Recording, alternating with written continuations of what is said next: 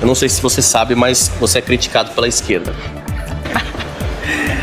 Seu movimento ajudou a eleger Jair Bolsonaro, né? Seu movimento, e você era, na época, o principal expoente. Só que em determinado momento, o MBL e o senhor romperam com o bolsonarismo. E agora viraram alvo do bolsonarismo. Mas eu queria entender por que houve esse rompimento, qual que é a crítica que vocês fazem a essa ala da direita brasileira, que é a maior parte da direita brasileira hoje. Bom, nós tentamos a todo custo ter um outro candidato à direita, né, para que quem fosse no segundo turno em 2018 não fosse Jair Bolsonaro. Ele foi pro segundo turno, tivemos que fazer o voto útil para derrotar o PT, que a gente tinha acabado, né, de promover as manifestações pelo impeachment, colocar o Lula na prisão, derrubar a Dilma, e a gente tinha a esperança de que um novo governo pudesse trazer mudanças. O nosso rompimento, né, com o Bolsonaro, e eu quero deixar claro, nunca fui um deputado da base do governo Bolsonaro, sempre fui independente, da independência fui para a oposição. Por quê? Porque ele próprio descumpriu as suas promessas de campanha.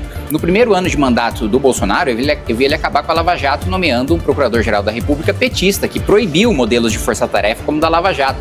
Eu vi ele nomeando o Cássio Nunes para o Supremo, que todas as oportunidades que teve para votar a favor do Lula, a favor dos investigados da Lava Jato, votou, né? Eu vi Bolsonaro e Paulo Guedes furando o teto de gastos no primeiro ano de governo, porque muitas vezes os bolsonaristas falam, não, a gente furou na pandemia, que é natural, justificável, qualquer governo teria furado o teto na pandemia, que foi uma coisa muito extraordinária. Mas não, foi antes em 2019 e depois com a PEC Kamikaze, que se assemelha muito ao pacote de bondades que Lula e Dilma sempre fizeram nos seus últimos anos de mandato, que criaram mais de 100 bilhões de reais de rombo, e eles que sempre foram críticos do Bolsa Família, turbinaram o Bolsa Família como nunca antes, né? Criando um rombo fiscal sem ter a receita suficiente para fazer isso com a PEC Kamikaze no último ano de mandato. Então, mesmo na principal pauta deles, que era a segurança pública, não houve nenhum projeto para endurecimento de penas. Não houve, pelo contrário. Quando o Sérgio Moro mandou o pacote anticrime, a base do governo Bolsonaro votou a favor de uma emenda do deputado Marcelo Freixo, do PSOL, que criava o juiz de garantias. E o Bolsonaro sancionou porque o juiz de garantias ia beneficiar o Flávio, seu filho, que roubou dinheiro da Assembleia Legislativa do Rio de Janeiro, fez parte do mesmo escândalo do PT, aliás, porque o presidente da Alege era o André Siciliano, que depois foi trabalhar na Gleisi Hoffmann, agora no governo Lula, e Flávio Bolsonaro estava sob o comando de um deputado petista e juntos roubaram dinheiro na Assembleia Legislativa do Rio de Janeiro. E Jair Bolsonaro, para blindar o próprio filho desse escândalo, favoreceu todos os criminosos do país, sancionando o juiz de garantias, e não aprovou nenhum grande projeto de aumento de pena. Eu, um deputado sozinho, de um partido que tem uma bancada de um homem só, sendo de oposição, consegui aprovar e ser sancionado agora o projeto de aumento de pena de furto, roubo e receptação. Eu não sou presidente da República, eu não sou líder de uma grande bancada, eu sou líder de mim mesmo, e ainda assim eu consegui fazer isso. Imagina ele com a caneta de presidente, não fez por pura incompetência e por rabo preso também. Nós aprovamos também, na legislatura do Jair Bolsonaro, o fim das decisões monocráticas, a obrigatoriedade de submeter as decisões monocráticas ao Pleno do Supremo. Ele vetou a pedido de Dias Toffoli. Então, isso a família Bolsonaro não fala, que uma das principais medidas, né, que são defendidas como contenção do Supremo, que é o fim das decisões monocráticas, nós aprovamos, e só não está em vigor porque o Bolsonaro vetou a pedido do Dias Toffoli, que ele se dizia grande inimigo, mas aí nos bastidores ia assistir junto o jogo do Palmeiras no Palácio do Planalto com o Dias Toffoli. Então, essa é a razão de apontar todas essas incoerências, de apontar o despreparo, de apontar a falta de compromisso com a verdade, com as próprias propostas de Jair Bolsonaro, que levou a gente aí à oposição. E a constatação também de que nós, com as manifestações pelo impeachment, entregamos um país com o PT destruído, que escondia o vermelho e a estrela do partido nas eleições de 2016, com Lula preso, inelegível, e Bolsonaro nos devolveu um país com Lula presidente da República e o PT mais forte do que nunca. Então, se nós quisermos que o nosso país não seja mais refém, né, do Partido dos Trabalhadores, né, para o resto das nossas vidas, ou pelo menos pelos próximos ciclos eleitorais, nós precisamos tirar a família Bolsonaro da cabeça da direita brasileira. Entrando então um pouquinho na candidatura do Renan Santos à presidência da República. Essa semana saiu uma pesquisa Real Time Big Data que mostra ele como o principal nome da terceira via. Porém, o maior eleitorado dele é o público rico, elitizado do país. Como que vocês pretendem conquistar a outra parte do eleitorado, o público pobre, a baixa renda, que é a maior parte do eleitorado do Brasil. Ou seja, vocês conversam só com um nicho. Como vocês pretendem dialogar com o restante do país e ser conhecido no restante do país? Quero levantar 2 pontos. O principal recorte do nosso eleitorado não é de renda. O principal recorte é de idade. Os jovens, pobres e ricos, em regra, estão com o Partido Missão, estão com a pré-candidatura do Renan Santos, né? Entre 16 e 24 anos, nós estamos em primeiro lugar, com o Renan tendo mais de 80% de desconhecimento. Primeiro lugar em todas as faixas de renda. Então, o primeiro ponto, o recorte do nosso partido inicial é geracional. Nós somos o primeiro partido que dialoga e representa a geração Z, em sua maioria. Depois, eu vou discordar do critério que você utiliza para chamar de rico, porque para mim, quem recebe de 2 a 5 salários mínimos e de 5 a 10 salários mínimos, não é nenhum milionário, não é nenhum rico. Como quando as pessoas escutam a palavra rico, é diferente do critério do IBGE. Para o IBGE, né, uma pessoa que ganha 5 salários mínimos é rico porque a gente está num país miserável, né? Mas quando na realidade 5 salários mínimos, um gerente de McDonald's nos Estados Unidos recebe mais do que isso, né? Mas quando a gente vê os critérios da população em geral... Só uma correção que é o dado da pesquisa que eu trouxe aqui, não é a minha opinião sobre... Não, perfeito. Mas o dado da pesquisa Real Time Big Data que saiu essa semana. É por isso que eu estou explicando, porque esse critério de rico é utilizado pelo IBGE, né? Que você está utilizando como jornalista e todos os jornalistas utilizam esse critério. Mas só para explicar, porque quando a pessoa escuta rico, parece que nós temos um grande apoio entre milionários e se a gente tivesse, não era nem 1% da pesquisa que a gente não tem essa quantidade de milionário no Brasil. Então, o primeiro recorte é geracional. Segundo, é natural que a gente tenha mais acesso e mais conhecimento, né, nas camadas mais pobres da população, quando o Renan estiver nos debates da TV. Inclusive, espero que tenha um debate na Rede TV e que ele esteja presente, porque vai alcançar o grande público. Ele nunca disputou uma eleição, nunca teve acesso à televisão. O principal problema dele é o desconhecimento, porque quem conhece, vota, né? O Renan é aquele que tem o maior nível, né, de conhecimento, de voto por conhecimento dentre todos os candidatos, de longe. Ele é o que tem o maior teto, ou seja, ele tem a menor rejeição e ele tem um piso forte já, mesmo com um nível de desconhecimento muito grande. Então, a nossa principal missão é tornar o Renan conhecido, porque, em regra, quem ouve entende que ele é superior aos outros pré-candidatos. Agora, deputado, o pré-candidato do Missão, que é o Renan Santos, que é o seu pré-candidato à presidência da República, ele pode até ser desconhecido, né, da grande parte da população, mas ele é conhecido do noticiário por algumas denúncias, entre elas tráfico de influência, lavagem de dinheiro e também é suspeito de gerir mal as empresas que ele tem posse, que ele é dono, porque ele quebrou algumas empresas.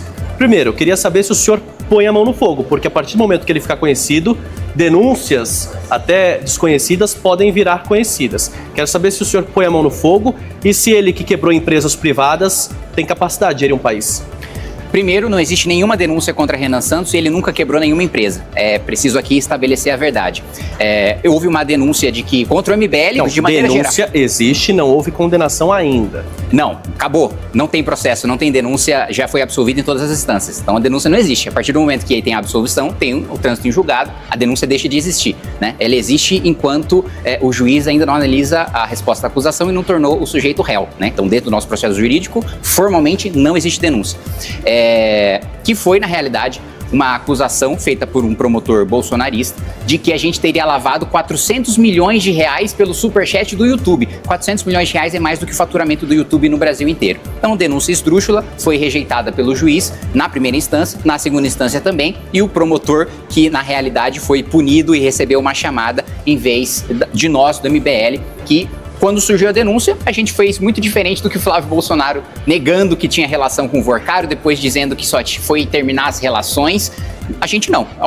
Vocês estão com suspeita sobre a gente? Toma as nossas contas, não precisa quebrar o nosso sigilo. A gente abriu para o Judiciário, a gente abriu para o Ministério Público, não tinha absolutamente nada. Então, o primeiro ponto é esse. Não existe nenhuma denúncia, fomos absolvidos em todas as instâncias pelo mérito e não por um problema processual, como foi o caso do Lula, né? Porque uma coisa é, prescreveu, achou uma nulidade. Não, o nosso foi julgamento de mérito, né? Analisaram as contas e isso não havia nenhum problema.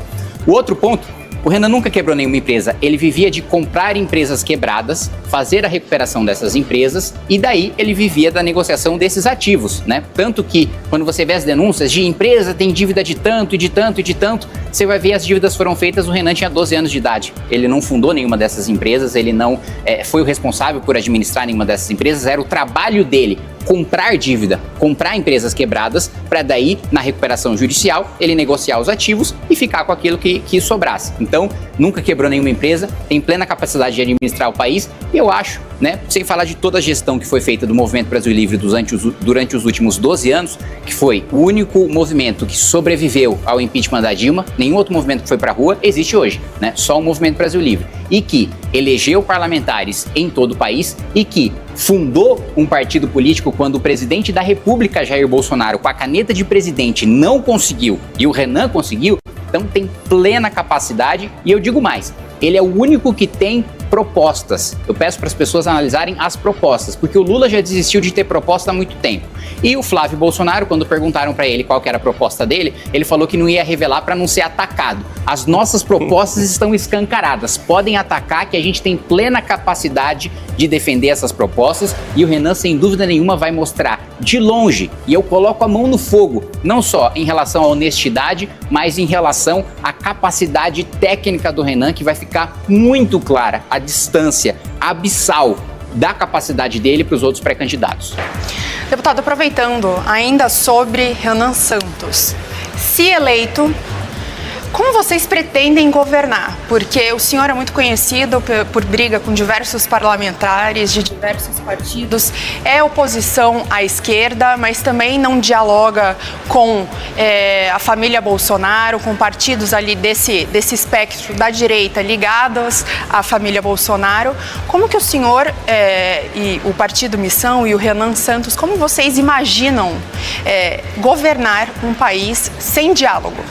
Não, primeiro que não é sem diálogo. Eu citei um exemplo para você mais cedo, né? Eu, sem ser presidente da República, aprovei o projeto mais importante de crimes contra o patrimônio nos últimos 20 anos, que foi o aumento de pena de furto, roubo e receptação. Aprovei com maioria folgada na Câmara, aprovei com maioria folgada no Senado e constrangi o presidente Lula a sancionar, porque se ele vetasse, eu teria maioria para derrubar o veto dele. Então, eu sou o deputado que mais aprovou relatórios e projetos de lei relevantes, mostrando minha capacidade de articulação e sendo um deputado. E diferente do Lula, eu não tive cargo, eu não tive emenda, eu não tive nada para oferecer para os outros parlamentares, senão a minha capacidade de articulação e a minha capacidade de atrapalhar a vida deles, porque isso te dá poder de negociação. Eu nunca negocio o meu voto. Sempre que eu discordo, eu voto não. Mas eu tenho a capacidade, eu estudei o regimento interno da Câmara dos Deputados, como assim 99% dos deputados não fizeram, e eu tenho a capacidade de fazer uma votação que duraria 5 segundos, durar 1 mês, com a minha obstrução e com o meu conhecimento do regimento, e é essa obstrução que eu utilizo como arma, né, para negociar a aprovação dos meus projetos e relatórios na Câmara dos Deputados. Ao mesmo tempo, eu vou te dar um exemplo de quando eu fui presidente da Comissão de Educação. Tinha vários ministros da Educação, né, de Jair Bolsonaro envolvidos em vários escândalos de corrupção. Vocês devem se lembrar também que teve uma dança das cadeiras diversa ali e, principalmente no período que eu fui presidente da Comissão de Educação, que mais convocou ministros da Educação para prestar esclarecimentos em relação a escândalos. Para dar uma demonstração em relação à nossa habilidade de articulação, quando eu precisava convocar ministro Bolsonaro para investigar a corrupção, eu construía a maioria da comissão me articulando com a esquerda e convocava. Quando eu precisava aprovar projetos de meritocracia no âmbito da educação, que eu acredito, eu me articulava com a direita e aprovava. Então, com o mesmo plenário, com o mesmo número de deputados, eu conseguia construir maioria contra a direita ou contra a esquerda, dependendo daquilo que eu queria aprovar. Então, essa habilidade nossa já está atestada pelo meu mandato, por outros mandatos que nós temos no Movimento Brasil Livre ao redor do país. Com a caneta de presidente da República, o nosso poder se multiplica à milésima potência. Então, não existe, nós somos duros, nós somos incisivos, a gente faz um enfrentamento muito forte. Agora, isso não significa que a gente não tem capacidade de articulação. É um poder multiplicado à milésima potência na mão de uma figura, não é perigoso? Não, mas isso é a natureza do presidencialismo, né? O poder de um deputado federal, claro que vai ser desproporcionalmente menor em relação ao presidente. E é natural que assim o seja, porque o presidente tem muito mais voto do que eu. Tem mais legitimidade democrática para exercer esse poder, portanto. Agora, na campanha que o senhor vai fazer para ser governador, o senhor vai ter que se contrapor a Tarcísio de Freitas, que divide uma parte do seu eleitorado, que é a direita. O que o senhor vai fazer de diferente do Tarcísio? O que ele fez de errado até agora nesse primeiro mandato? Primeiro, ele foi mais um governo tucano, né? Ele prometeu fazer grandes mudanças em relação aos governos que nós já tivemos, né? Décadas de PSDB governando o nosso estado. O que ele apresentou de novo? Absolutamente nada. Qual que é a marca da gestão de Tarcísio de Freitas? Absolutamente nada. No ranking do IDEB, a gente está ficando na educação para trás de vários outros estados. A educação continuou caminhando de lado como caminhava nos governos tucanos. Em relação à segurança pública, não preciso nem falar. A sensação de insegurança que nós temos na cidade de São Paulo e no estado de São Paulo é gigantesca. Nós tínhamos a oportunidade de, quando teve um racha interno no PCC aqui em São Paulo, em que literalmente eles estavam trocando tiros entre faccionados, a gente teve a oportunidade de mandar a rota para fazer uma limpa no PCC em São Paulo. E o Tarcísio não teve coragem porque estava apanhando da imprensa, dos partidos de esquerda e das ONGs de direitos humanos falando sobre letalidade policial. Se eu for governador de São Paulo, a letalidade policial vai aumentar muito, porque a gente vai fazer a operação de retomada de território contra faccionados. Então a polícia vai matar muito porque são criminosos que não vão abrir mão do seu armamento, que não vão abrir mão de fazer a população de refém. E esses criminosos são mortos. Agora, outros criminosos que cometem crimes mais leves, que a polícia chega e que ele se submete à prisão, aí ele vai ser preso e vai ser encaminhado para o judiciário. O outro criminoso que não aceita ser preso, que está de fuzil na mão, ameaçando a população, esse será morto. E eu não vou ter nenhum receio de receber nenhum tipo de crítica de imprensa, de ONG. Ninguém vai me desviar da minha convicção, como, aliás, a gente acabou de falar sobre o PEC 6x1. Acho que está mais do que comprovado que eu não tenho nenhum medo de desgaste, ainda que isso me tire votos, ainda que isso me tire popularidade para fazer o que eu acredito. Assim eu faria na segurança pública, né? Aliás, não existe nenhuma força de segurança pública que esteja mais insatisfeita com o governo estadual do que as forças paulistas, né? O governo Tarcísio de Freitas prometeu equipamento, prometeu aumento de salário, prometeu grandes operações e não entregou absolutamente nada. Manteve todo o orçamento em infraestrutura, que também não teve grandes avanços, né?